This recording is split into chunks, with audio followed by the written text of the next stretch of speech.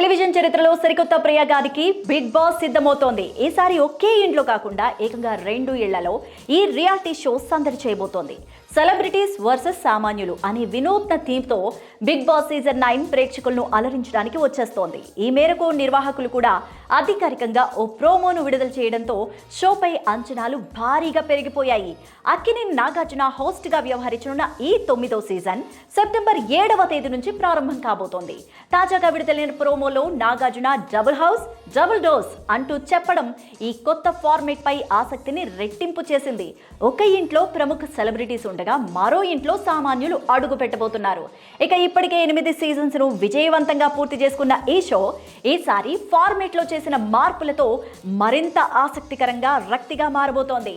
ఇక ఈ సీజన్ లోని సామాన్యుల ఎంపిక ప్రక్రియను నిర్వాహకులు చాలా విభిన్నంగా చేపడుతున్నారు. అగ్ని పరీక్ష పేరుతో ఓ ప్రత్యేక ప్రీ షో కూడా నిర్వహించి వేల దరఖాస్తుల నుంచి 45 మందిని ఎంపిక చేశారు.